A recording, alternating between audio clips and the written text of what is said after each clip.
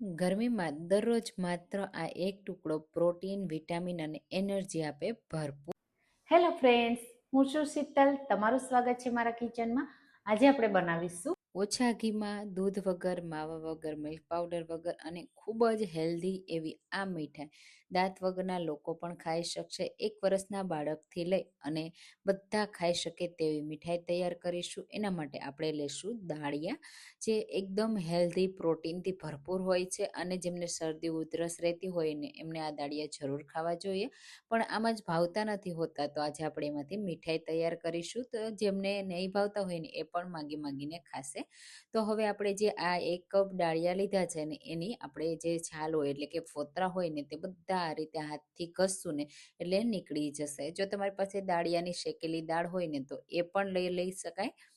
હવે આ રીતે બધા ફોતરા કાઢી લીધા છે. એટલે ફોતરા કાઢશું ને એટલે દાળિયા થોડા ઓછા થઈ જશે 1 કપથી, એટલે 3/4 કપ જેટલા દાળિયા થઈ જશે. હવે આપણે એમાં અડધો કપ મખાના એડ કરીશું, જેમાં કેલ્શિયમ ભરપૂર માત્રામાં હોય છે અને મખાનાનો પણ ટેસ્ટ કોઈ હોતો નથી, એટલે ભાવતા નથી હોતા, પણ આ રીતે તમે મીઠાઈમાં એડ કરીને ખવડાવી શકો છો. તો અહીંયા બંનેનો આ રીતનો ફાઇન પાવડર કરી તૈયાર કરી લેવાનો. એક બોલમાં કાઢી લેશું અને હજી આપણે એમાં થોડા ડ્રાયફ્રૂટ પણ એડ કરીશું. તો એના માટે મેં કાજુ અને બદામ બંને સરખા પ્રમાણમાં લીધા છે અને 1/4 કપ લીધા છે. અહીંયા જો ગરમીમાં તમે કાજુ બદામ ઓછા ખાતા હોય તો ઓછા એડ કરવાના, અને જો તમને વધારે ક્વોન્ટિટીમાં પસંદ હોય અને ખાતા હોય તો વધારે પણ એડ કરી શકો છો. કાજુ બદામનો પાવડર રેડી થઈ જાય ને એટલે આપણે આ રીતે મિક્સ કરી દઈશું. સાથે અડધો કપ ડેસિકેટેડ કોકોનટ પાવડર, એનાથી બહુ સરસ એવો ટેસ્ટ પણ આવશે અને તમને ખાવામાં ખૂબ સરસ લાગશે અને એકદમ હેલ્ધી પણ બનશે. હવે આ મલ્ટી મિક્સ એવો પાવડર તૈયાર થઈ ગયો. પ્રોટીન પાવડર પણ તમે કહી શકો છો. તમે આને દૂધમાં આપો ને તો પણ આપી શકાય, એટલો હેલ્ધી છે.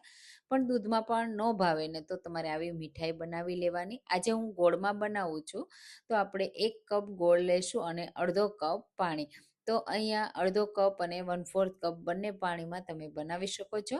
અને સાથે આપણે પાણી અને ગોળને મિક્સ કરવાનું છે. અહીંયા કોઈ ચાસણી કરવાની ઝંઝટ જ નથી.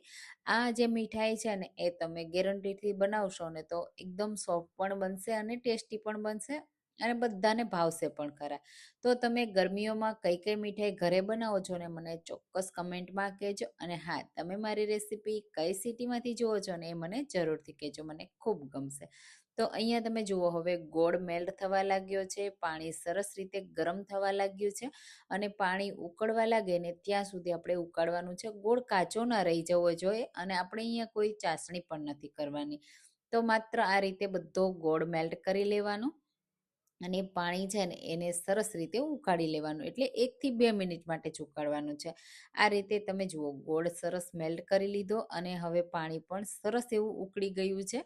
તો ગોળ કાચો ના રહે અને આ મીઠાઈ બહાર જ 8 થી 10 દિવસ સારી રહે, ખરાબ ન થાય. તો હવે ગોળનું પાણી રેડી થઈ ગયું, એને આપણે બીજા ગેસ ઉપર બંધ કરી મૂકી દઈશું અને બીજી એક પેન લેશું, એમાં 2 ચમચી ઘી એડ કરીશું. અહીંયા આ મીઠાઈ ઓછા ઘીમાં તૈયાર થઈ જાય છે અને ખાસ કરીને આપણે ગરમીઓમાં ઘી ઓછું ખાવાનું પસંદ કરતા હોઈએ છીએ, તો ઓછા ઘીમાં મીઠાઈ રેડી કરવા માટે આ રીતે જરૂરથી ટ્રાય કરજો. હવે જે આપણે બધું મિશ્રણ તૈયાર કર્યું છે ને તેને એડ કરી દેશું અને ઘી સાથે થોડી વાર માટે રોસ્ટ કરી લેશું. એટલે જે પણ વસ્તુ શેકેલી નહીં હોય ને બધી શેકાઈ જશે, એની સેલ્ફ લાઈફ વધી જશે અને લાંબો સમય સુધી આ મીઠાઈ સારી રહેશે. અને હા, તમારે જો મહિનાઓ સુધી આ મીઠાઈને સ્ટોર કરવી હોય ને તો પણ કરી શકો છો, પણ 10 દિવસ તમે બહાર અને બાકી ફ્રીજમાં રાખી સ્ટોર કરી શકો છો, કારણ કે આપણે આમાં કોઈ ચાસણી નથી કરી, તો બહાર ખરાબ નહીં થાય પણ ખરાબ થવાની શક્યતા રહેશે, એટલા માટે હું તમને ફ્રીજમાં રાખવાનું સજેસ્ટ કરું છું. તો અહીંયા તમે જુઓ, જેમ જેમ લોટ જે શેકાતો જશે ને એમ સરસ એનો કલર ચેન્જ થવા લાગશે. અહીંયા એક્સ્ટ્રા કોઈ ઘી કે કોઈ માવો, મિલ્ક પાવડર એડ કરવાની ઝંઝટ જ નથી. તો પણ આ મીઠાઈ એટલી હેલ્ધી છે કે વારંવાર બનાવવાનું મન થશે. તો અહીંયા લોટ શેકાઈ ગયા પછી ગેસની ફ્લેમ મેં લો કરી દીધી. તરત જ ગોળવાળું પાણી એડ કરી દેશું. સ્ટીલની પેન હોવાને લીધે આ રીતે પાણી ઉડશે એટલે ખાસ ધ્યાન રાખજો હાથ ના બળી જાય. અને એ વાતનું પણ ધ્યાન રાખજો કે ગેસની ફ્લેમ લો રાખવાની, જેથી બિલકુલ એ બળે નહીં અને સરસ રીતે આપણે મિક્સ કરી શકીએ. તો બસ હવે આપણે તરત જ આ રીતે મિક્સ કરતા જશું ને એટલે ગોળનું જે પાણી છે ને બધું આ રીતે ડ્રાય થઈ જશે, એબ્ઝોર્બ કરી લેશે અને થોડી જ વારમાં આ રીતે બધું થીક થઈ જશે અને આ રીતે પેનથી અલગ થવા લાગશે. તો બસ આ જે મીઠાઈ છે ને માત્ર તમે 10 મિનિટમાં તૈયાર કરી શકો છો. આ રીતે સરસ રીતે તમે જુઓ મિક્સ કરશો અને પછી ચમચાથી નીચે પાડશો ને એટલે આ રીતે થીક લાગવું જોઈએ ત્યાં સુધી કૂક કરવાનું. એટલે 2 જ મિનિટ મેં કૂક કર્યું છે. હવે જે પ્લેટ કે કોઈ પણ વાસણમાં સેટ કરવું હોય ને એને હલકું ઘીથી આ રીતે ગ્રીસ કરી લેવાનું. તરત જ આ મિશ્રણ એડ કરી દેવાનું. ઠંડુ કર્યા પછી પણ તમે એને સેટ કરશો ને તો સેટ થઈ જશે, કારણ કે આ જે મીઠાઈ છે ને સોફ્ટ જ બનશે, કડક નહીં બને. અને આ રીતે સેટ કર્યા પછી તમારે મનગમતા ડ્રાયફ્રૂટથી ગાર્નિશ કરી શકો છો. ઉપરથી એકદમ મેં સ્મૂથ કરી લીધું, તમે જુઓ આ રીતે. અને હું અહીંયા બદામની ફ્લેક્સ અને થોડા હું અહીંયા પમ્પકીના બીથી ગાર્નિશ કરું છું. એનાથી લુક બહુ સરસ એવો આવશે અને એકદમ હેલ્ધી બનશે. તો આ રીતે ઉપરથી થોડા ડ્રાયફ્રૂટને પ્રેસ કરી દેશું અને હવે આપણે એને 10 જ મિનિટ માટે ઠંડી થવા દેશું. એટલે સરસ રીતે ઠંડી થઈ જશે ને એટલે પીસ સરસ એવા પડી જશે. હવે આપણે એને કટ લગાવી દઈશું. તમે જુઓ હું કટ કરું છું ત્યારે જ તમને ખબર પડી જશે કે આ મીઠાઈ કેટલી સોફ્ટ છે. તો હું મારી 1 વર્ષની દીકરી છે એને હું આ મીઠાઈ ખવડાવું છું. એના માટે સ્પેશિયલ મેં બનાવી છે. તો તમે નાનું બાળક હોય ઘરમાં તો પણ આપી શકો છો અને ગમે તેવા વ્યક્તિને ખાઈ શકાય, મતલબ દર્દી કોઈ પણ હોય એમને આ જરૂરથી ખાવી જોઈએ. અને હા, ડાયાબિટીસવાળા વ્યક્તિ હોય ને એ જો ગોળ ન ખાતા હોય ને તો તમે ગોળની જગ્યાએ શુગર ફ્રી પાવડર એડ કરીને બનાવી શકો છો.